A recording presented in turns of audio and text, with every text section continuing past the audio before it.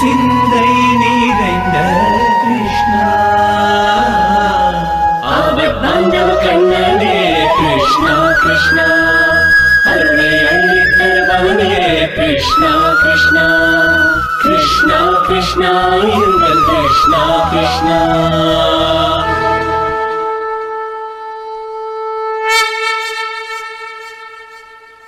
ஆசை, இச்சை, விருப்பம், பேரவா இவை அனைத்தும் மனிதனை வேரோடு சாய்க்க வல்லவை, சக்தி வாய்ந்தவை.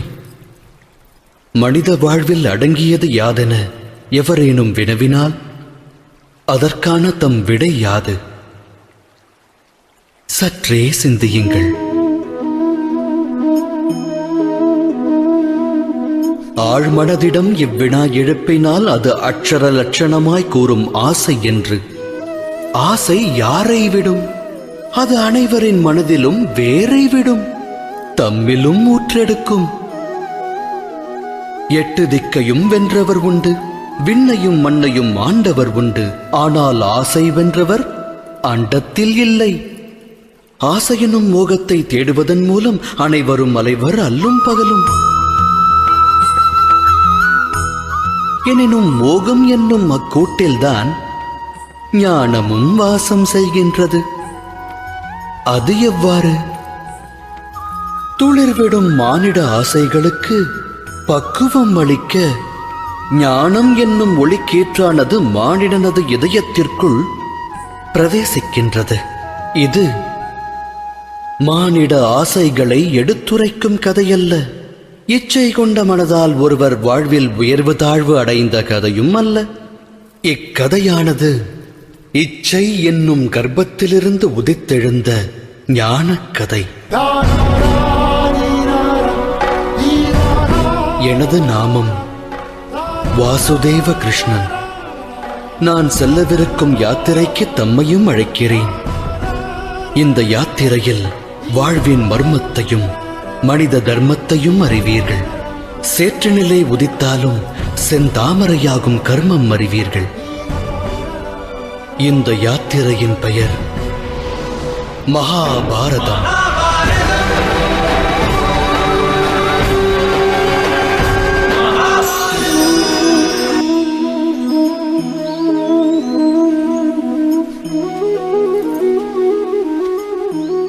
ஒருவன் நற்செயல் புரிவதன் மூலம் துக்கத்தை பிராப்தமாக பெற்று மற்றொருவன் துஷ்ட காரியத்தால் சுகத்தை அடைந்தால் மனதில் நற்காரியம் புரிவதாலும் தர்ம வழியில் நடப்பதாலும் பலனில்லையே என்னும் சந்தேகமானது வியாபித்துவிடும் அல்லவா? ஆனால் துஷ்ட ஆத்மா எதை பிராப்தமாக பெறும் என்பதையும் அறிய வேண்டும். துன்பத்தை விளைவிக்கும் ஹிருதயம் என்றென்றும் சஞ்சலத்தில் விழலக்கூடியது. எப்போதும் இதயத்தில் போராட்டங்கள் முளைத்துக் கொண்டிருக்கும்.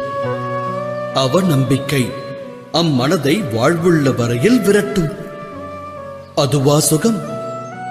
எப்போதும் தர்ம வழியில் நடப்பவர்கள், நற்பணியை செய்பவர்கள், சன்மார்க்கத்தில் திளைப்பவர்கள் மனம் அமைதியை தேடும். இடையில் விளையும் தீமையால் அவரின் சுகத்தை வெல்ல இயலாது. இவ்வுலகத்தில் மரியாதை, உள்ளத்தில் சந்தோஷம் என்றும் நிலைக்கும். அதாவது நல் வழியில் சென்றால் சுகத்தை அடையலாம் என்பது தவறாகும். நல் வழியில் செல்வதே சுகமான காரியம். தவறான வழி ஒருவருக்கு வேதனையை அள்ளித் தருவதோடு மட்டுமல்ல, அதர்மம் அக்கணமே துக்கத்தை உற்பத்தி செய்யும். தர்மத்தால் சுகம் விளைவதில்லை, தர்மமே அற்புத சுகமாகும்.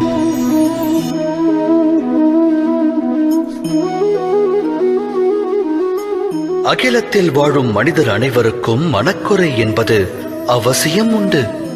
ஒருவன் வேகம் இன்றி வருந்துவான், இன்னொருவன் அதை கட்டுப்படுத்த முடியாமல் திணறுவான். செல்வம் இருந்தும் நிம்மதியற்றவரும் உண்டு. சிலருக்கு அச்செல்வம் இல்லையே என நிம்மதி இருக்காது. இது போன்ற உதாரணங்கள் ஏராளம். தாம் அனைத்தையும் பெற்ற மனிதரை இந்த அவனியில் சந்தித்திருக்கின்றீர்களா?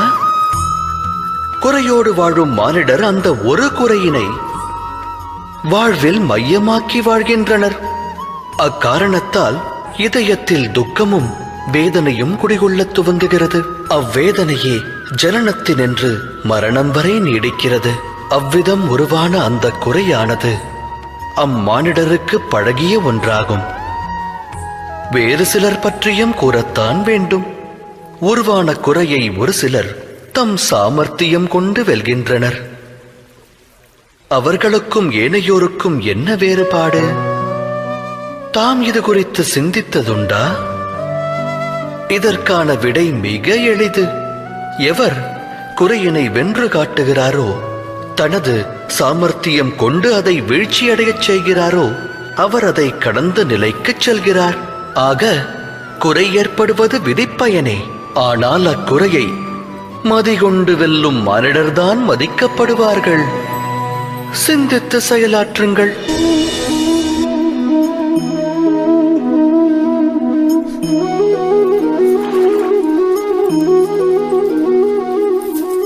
ஈன்றவன் தன் புதல்வர்கள் சுகமாக வாழ வேண்டும் என்றே எண்ணுவான். அவர்களின் எதிர்காலம் நல்முறையில் அமைய வேண்டுவான். அக்காரணத்தினால் தன் சந்ததியினருடைய எதிர்கால வாழ்வினை தானே நிச்சயிக்க வேண்டும் என்று தீர்மானம் கொள்வான். தந்தை எந்த பாதையை கடந்து வந்தானோ, எந்த பாதையில் கரடுமுரடான கற்களை கண்டானோ, தான் விழுந்தெழுந்து நடந்து வந்த மார்க்கம் எதுவோ அந்த மார்க்கத்தில் தான் மகனும் நடக்க வேண்டும் என்று வாரிசை ஈன்ற தந்தை எண்ணுவான். அது தவறல்ல, உத்தம எண்ணமாகும். எனினும் 3 விஷயங்களை குறித்து சிந்திப்பதற்கு அனைவரும் மறந்து விடுகின்றனர். அவை யாவை?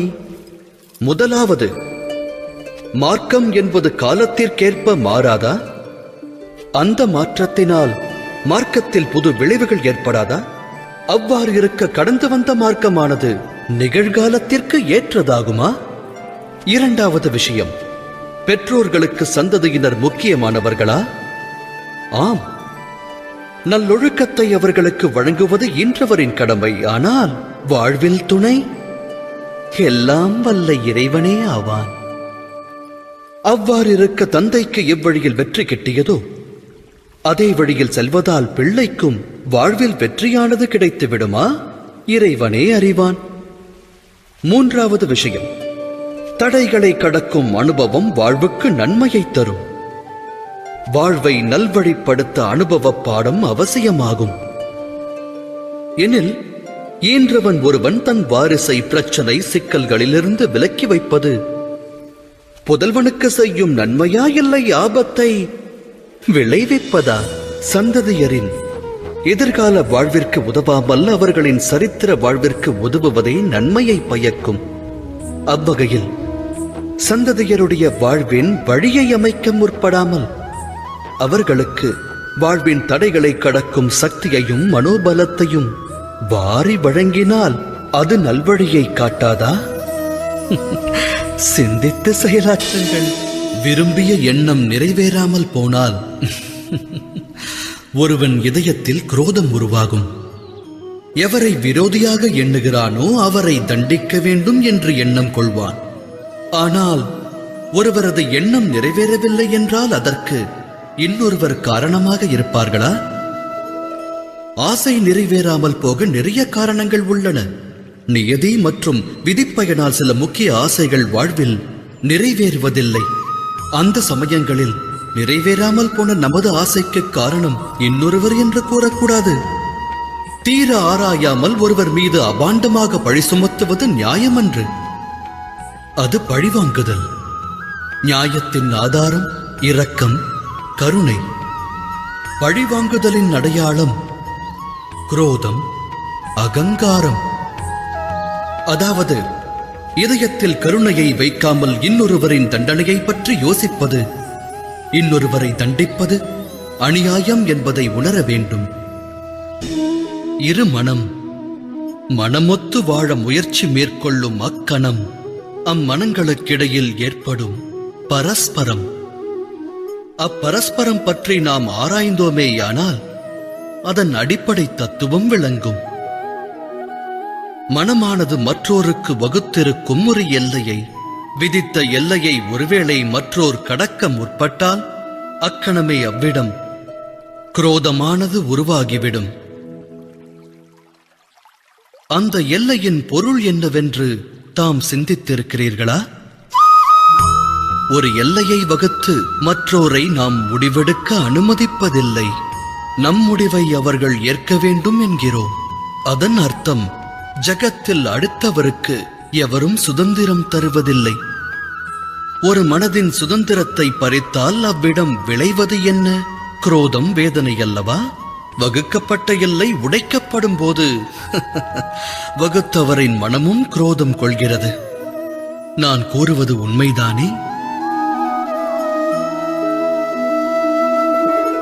ஒருவேளை மற்றொரு சுதந்திரத்திற்கு மரியாதை அளிக்கப்பட்டால் அதன் பிறகு எல்லை என்ற ஒன்றை வகுக்க வேண்டும் என்ற நிலை வராது. அவ்வாறு ஒரு நிலை உருவாக வேண்டுமெனில் மற்றோர் துன்பத்தை அனைவரும் உற்றார் துன்பமாக எண்ண வேண்டும். உதவி செய்யும் பாங்கை கொள்ள வேண்டும்.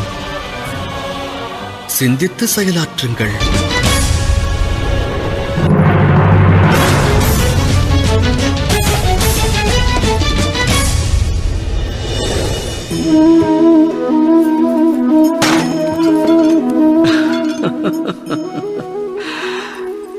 நிகழும் வாழ்வின் நிகழ்வு சிலரின் சிந்தனைகளை இதுபோல் சிதைத்து விடலாம்.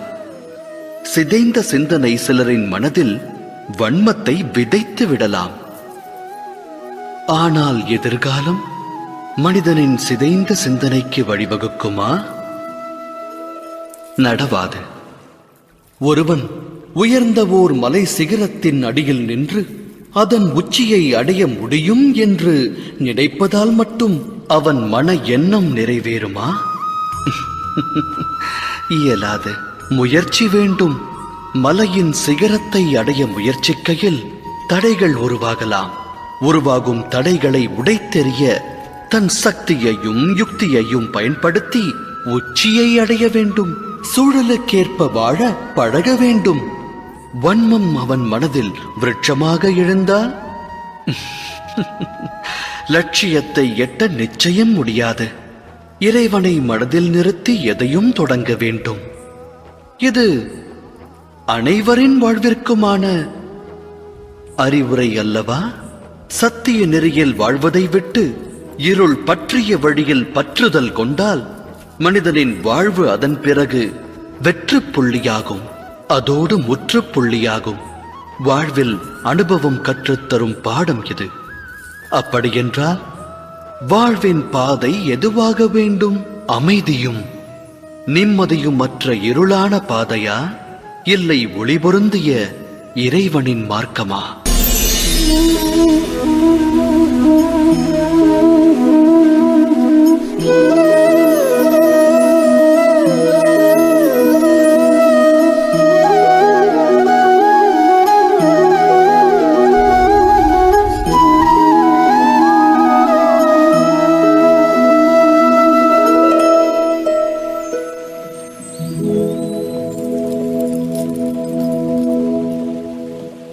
எதிர்கால நலனிற்காக அனைவரும் இன்று முடிவெடுக்கின்றார்கள்.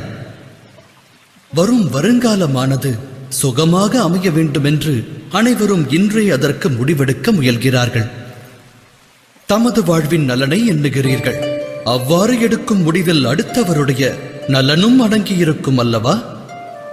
தனது வாழ்வினில் வசந்தத்தை உருவாக்க ஒருவர் முடிவெடுப்பதற்கு அனைத்து அதிகாரமும் உள்ளது. அது தவறில்லை. ஆனால் நிகழவிருப்பதை யார் அறிவார்? ஒருவரால் கற்பனை கொள்ள மட்டுமே இயலும். வருங்காலத்தை கற்பனையான எண்ணம் கொண்டே அனைவரும் வடிவமைக்க முயற்சி செய்கின்றோம். அவ்வாறு இருக்க நிர்ணயம் செய்ய வேறொரு மார்க்கமானது உலகில் உள்ளதா? ஆழமாக சிந்தியுங்கள். அனைத்து சுகங்களுக்கும் ஆதாரம் தர்மமே. அது மனிதரின் இதயத்தில் வியாபித்திருக்க வேண்டும். ஒன்றை நிர்ணயிப்பதற்கு முன்பாக அனைவரும் தம்முடைய ஹிருதயத்தை ஒரு கேள்வி கேட்க வேண்டும். நிர்ணயமானது சுயநல எண்ணம் கொண்டதா, தர்ம எண்ணம் கொண்டதா என்ற கேள்வி அவசியமாகிறது. வருங்கால முடிவானது தர்ம எண்ணம் கொண்டு எடுக்கப்படுமேயானால் ஆனந்தம் கரைபுரண்டோடும் அல்லவா? சிந்தித்து செயல்படுங்கள்.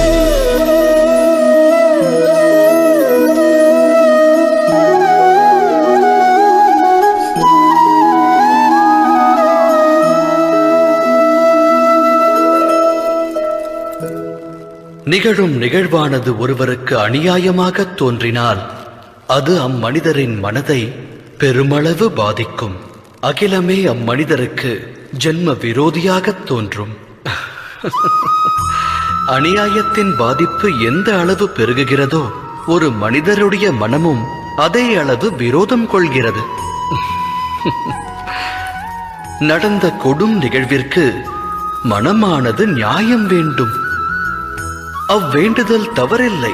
அகிலத்தில் நிகழும் அநியாயங்கள் அனைத்திற்கும் பலனானது கிடைக்க வேண்டும். நியாயமானது பிறக்க வேண்டும். ஆனால் நியாயம் என்பதன் பொருள் என்ன? நியாயத்தின் அர்த்தம் என்ன? அநியாயம் செய்பவன் மனதில் இரக்கம் பிறக்க வேண்டும். அதை அனுபவிப்பவன் நடவடிக்கை அநியாயத்தின் பிரதிபலிப்பாய் மாறாதிருக்க வேண்டும். இதனால் நியாயம் விளையுமா? இரக்கத்தை இதயத்தில் இருத்தாதவன் நியாயத்தை விடுத்து பழிவாங்கும் உணர்விற்கு தலை வணங்குகிறான். வினையை கொண்டு வினையை விதைத்து வினையை அறுக்க முனைகிறான். அநீதி என்னும் மார்க்கத்தில் சென்று அநீதி கொண்டே நீதி வழங்கத் துடிக்கிறான். நியாயம் வழங்க புறப்படுபவன் விதிப்பயனால் அநியாயம் இழைக்கத் துவங்குகிறான். அநியாய கடலில் மூழ்குகிறான். நியாயம் பழிவாங்கும் உணர்விற்கிடையே சிறு வித்தியாசமே உள்ளது. அந்த வித்தியாசத்தின் பெயரே தர்மம். உண்மைதானே? சிந்தித்து செயலாற்றுங்கள்.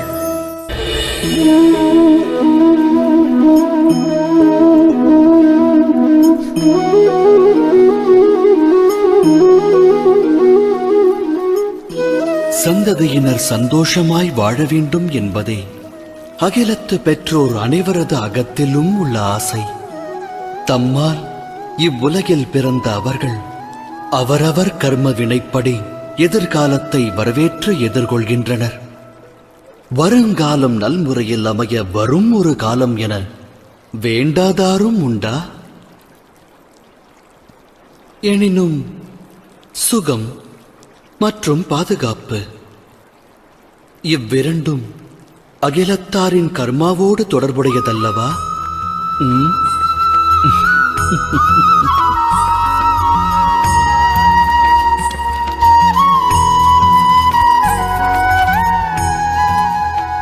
அகிலத்தில் ஓர் ஜீவனின் பிறப்பு வளர்ப்பால் பெரும் சிறப்பு. பெரும் சிறப்பு பெரும் சிறப்பாய் அமைய அவசியம் தேவை பரம்பொருளின் அரவணைப்பு. நல் வளர்ப்பு நல்லொழுக்கம் கொண்டவன் சரித்திரம் படைக்கிறான். தாய் தந்தையர் நல்லொழுக்கம் போதித்தால் சந்ததி சாதனை படைக்கும். எதிர்காலம் அவர்கள் சரித்திரம் பேசும். இருப்பினும் பெரும்பான்மை பெற்றோர்கள் தம் சந்ததிக்கு நல்லொழுக்கம் தேவை என்பதையே மறந்து அவர்கள் வளர்ச்சியின் மேல் அக்கறை காட்ட தவறிவிடுகிறார்கள். பெற்றவரின் அக்கறையை பெற தவறுபவர்கள் வாழ்வென்னும் நதியினில் நீந்தி கடந்து அக்கறையை எட்டுவதில்லை. நமது இந்த யாத்திரையில் சந்திப்போம் இரு தரப்பினரை. இது வென்றோர் வீழ்ந்தோர் கதை. இதில் அடங்கியுள்ளது பெரும் வம்ச விருட்சத்தின் விதை. நினைவில் பதியுங்கள் இதை.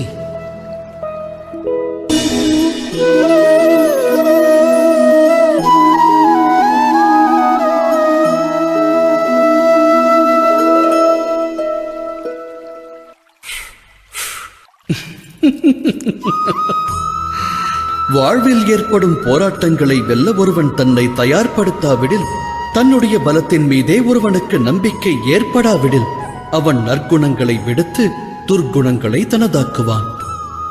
அதாவது மனிதனுடைய இருதயத்தில் ஆன்ம நம்பிக்கையானது களைந்தெறியப்படும் போது வாழ்வில் சங்கடம் பிறக்கிறது. ஏனெனில் ஆன்ம நம்பிக்கை நல் வழியை காண்பிப்பதாகும். ஆன்ம நம்பிக்கை என்பது யாது? ஒருவன் வாழ்வில் தோன்றும் போராட்டமானது தன்னை பலமிழக்கச் செய்யும் என்றெண்ணினால் அவன் ஆன்ம நம்பிக்கை இழந்தவனாகிறான். அவன் அப்போராட்ட களத்திலிருந்து விடுபடுவதற்கு பதிலாக அதில் மூழ்குவதற்கு உபாயம் தேடுவான். ஆனால் அப்போராட்டம் தனக்கு பலத்தை தரும் என்று ஒருவன் எண்ணுவானேயானால், தேகத்திற்கு கடின தேக பயிற்சி வலுவூட்டுவதைப் போல வாழ்வின் ஒவ்வொரு போராட்டமும் அவனை உற்சாகமடையச் செய்யும். அவ்வகையில் ஆன்ம நம்பிக்கை என்பது வேறொன்றுமல்ல, நம் மனதின் நிலையே ஆகும். எதிர்கால வாழ்விற்காக பல வழிகள் இருக்கலாம், ஆனால் நல் வழியை காண்பிப்பதே ஆன்ம நம்பிக்கையாகும். சிந்தித்து செயலாற்றுங்கள்.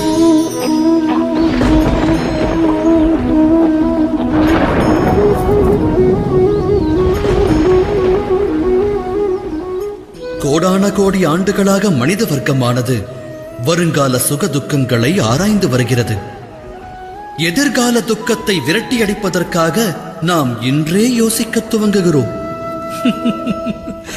ஆனால் எதிர்கால சங்கடத்தை இன்றே நிர்மூலமாக்குவதால் நமக்கு விளைவது நன்மையாகுமா இல்லை தீமையாகுமா? இது பற்றி ஆலோசிப்பதில்லையே. சத்தியம் யாதெனில் சங்கடமும் அதற்கான நிவாரணமும் ஒன்று சேர்ந்தே ஜனிக்கிறது. இது மனிதருக்கும் பொருந்தும், சிருஷ்டிக்கும் பொருந்தும். வேண்டுமெனில் கடந்த காலத்தை எண்ணிப் பாருங்கள், இதிகாசத்தை புரட்டுங்கள். எப்போதெல்லாம் சங்கடம் ஜனிக்கிறதோ அப்போதெல்லாம் அதன் நிவாரணமும் உடன் ஜனித்து விட்டது என்பதை தாம் அறிவீர்கள். அது இறைவன் விதித்த விதி. மற்றொரு உண்மை யாதெனில் சங்கடமே சக்திக்கு காரணம். சங்கடத்தில் வாழும் ஒருவன் அதிலிருந்து விடுபட்டு வந்தால் வாழ்வில் ஒருபடி அவன் முன்னேறிச் செல்கிறான். அதன் மூலம் கிடைக்கின்ற அற்புத சக்தியானது அவனுக்கு மட்டும் நன்மை பயப்பதல்ல, அதனால் அகிலமே நன்மை பெறுகிறது. அது உண்மைதானே? ஆழ்ந்து சிந்தியுங்கள்.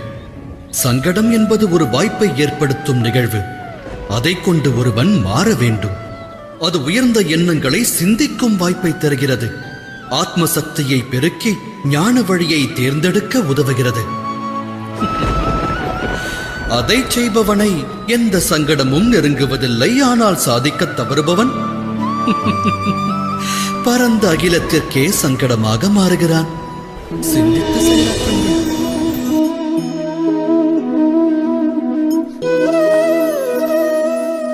அதிகார எண்ணம் அனைவரின் இதயத்தையும் ஆட்கொள்ள முயலும். ஒவ்வொருவரும் ஒரு கோட்டையை கட்டுவதற்கு கனவு காண்பதும் உண்மையே. அக்கோட்டையானது அஸ்தினாபுரத்து ராஜ்யத்திற்கும் இணையாகலாம், இல்லையெனில் சிறு மணக்கோட்டையாகவும் இருக்கலாம். ஆனால் சக்தியை பெறுவதற்கான முயற்சியை அவசியம் மேற்கொள்வான். அந்த அதிகார சக்தியின் உண்மையான ரூபம் என்ன? அது பற்றி தாம் சிந்தித்ததுண்டா? ஒரு தனி மனிதன் மற்றவரின் வாழ்வினில் அதிகமாக தலையிடுவதன் வாயிலாகவும் மற்றவர்களுடைய தனிப்பட்ட சுதந்திரத்தை பறிப்பதன் வாயிலாகவும் அதிகமான அதிகார சக்தியை பெறுகிறான். மற்றவர் நலனை கெடுத்து தன்னலத்தை உருவாக்குவதே அதிகார பலமாகும்.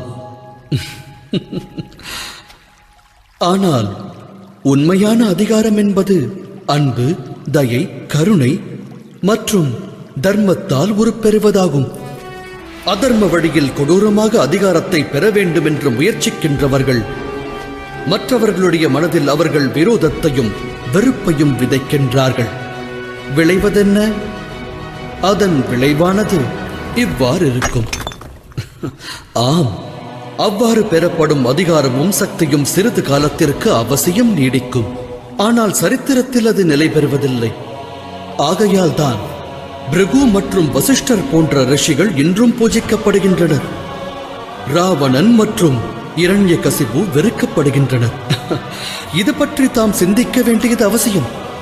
சிந்தித்து செயலாற்றுங்கள்.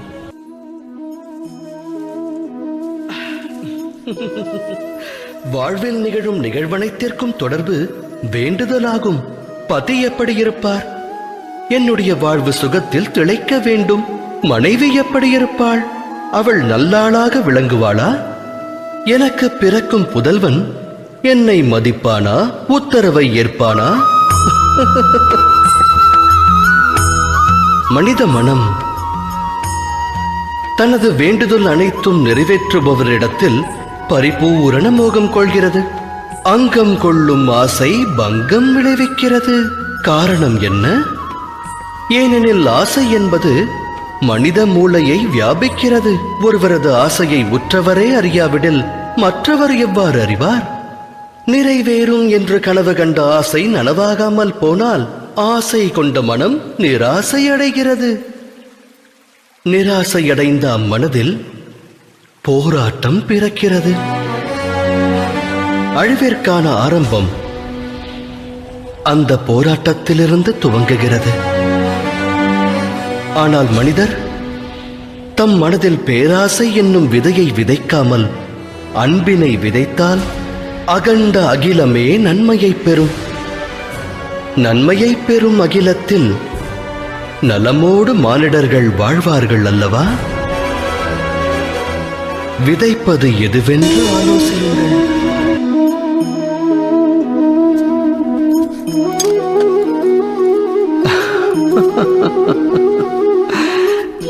எதிர்காலத்திற்கான மறுபெயரே போராட்டம். இன்று மனதில் தோன்றும் ஆசை நிறைவேறவில்லை என்றால் இதயம் அது எப்போது கிடைக்கும் என்று போராடும். கனவு என்று நனவாகும் என்று மனம் சதுராடத் துவங்கும். எனினும் வாழ்வானது எதிர்காலத்திற்கும் உரியதல்ல, இறந்த காலத்திற்கும் சொந்தமல்ல. வாழ்வென்பது வாழும் நேரத்திற்கே சொந்தம். அதாவது நிகழ்காலத்தின் அனுபவம்தான் வாழ்வின் அனுபவம். மனித இனம் இதை அறிந்திருந்தும் சத்தியத்தை ஏற்க மனம் மறுக்கிறது. ஒன்று முடிந்தவை பற்றி எண்ணி மனிதன் மனம் நோகிறான். இல்லை, இனி நடக்கவிருக்கும் எதிர்காலம் குறித்தெண்ணி மனம் வேகிறான். இறுதியில் வாழ்வை தொலைக்கிறான். ஒன்றை உணர்ந்தால் நன்மை விளையும். நடக்கவிருப்பதை கணிக்க இயலாது. நடக்கப் போவதை உருவாக்கவும் முடியாது. நடப்பதனைத்தும் இனிமையானதென்று மகிழ்ச்சி கொண்ட மனதோடு வாழ்ந்து வருங்காலத்தை எதிர்கொள்ளலாம். நிகழ்வது முன்னரே நமக்கு தெரிந்தால் பின் வாழ்வில் சுவாரஸ்யம் ஏது? சிந்தித்து செயலாற்றுங்கள்.